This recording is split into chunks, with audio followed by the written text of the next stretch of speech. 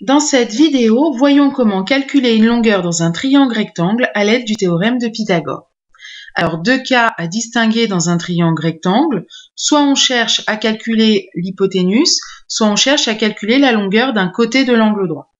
Dans le premier exemple, MER est un triangle rectangle en E tel que ME égale 9 cm et ER égale 6 cm.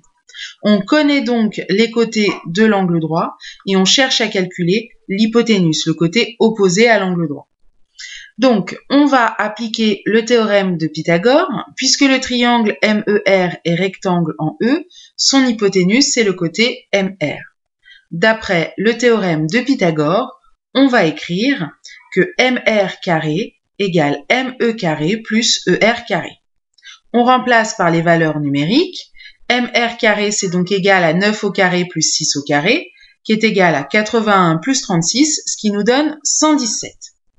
On va donc pouvoir dire que la longueur MR, c'est égal à la racine carrée de 117.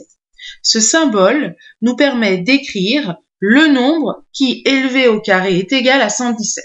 Quand on veut une valeur approchée de ce nombre, parce que pour l'instant ça ne nous dit pas grand-chose, on utilise la calculatrice et on va utiliser la touche racine carrée. Alors sur la Casio, on va voir que la touche racine carrée, elle se situe en jaune au-dessus de la touche x au carré. D'ailleurs, comme pour la Texas Instruments. Donc, voyons voir ce qu'il faut taper avec la Casio. Donc, on va d'abord taper seconde, puis la touche x au carré, 117, et on va taper entrée. On voit à ce moment-là qu'on a un nombre qui n'est pas une valeur décimale, donc on utilise la touche SD pour faire apparaître la valeur décimale. C'est la touche que vous utilisez également quand vous voulez une valeur décimale pour une écriture fractionnaire. Donc ici, on voit très nettement que c'est une valeur approchée, que ce ne sera pas une valeur exacte. Avec la Texas Instruments, la méthode est sensiblement la même, sauf que les touches ne sont pas au même endroit. Donc seconde x au carré, on tape 117, et là on voit le même résultat, et là donc où il faut faire attention, c'est que sur la Texas Instruments, pour avoir une valeur approchée décimale, on va appuyer donc sur cette touche-là avec les deux flèches. On voit donc que la longueur MR, elle vaut environ 10,8 cm. Voyons maintenant comment calculer la longueur d'un côté de l'angle droit.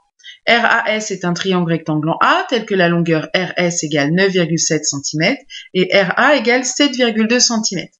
Donc on voit que RA c'est un côté de l'angle droit et RS c'est l'hypoténuse. On nous demande donc de calculer la longueur AS qui est un côté de l'angle droit. On va donc écrire pour démarrer les données, puisque le triangle RAS est rectangle en A, son hypoténuse est le côté RS.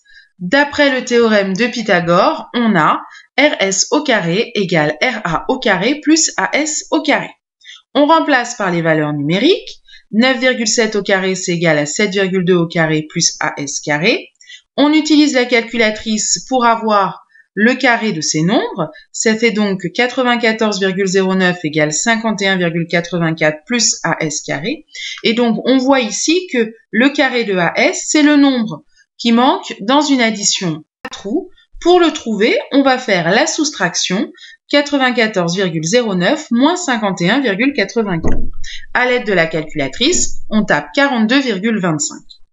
On utilise la touche racine carrée et on trouve que la longueur AS est égale à 6,5 cm.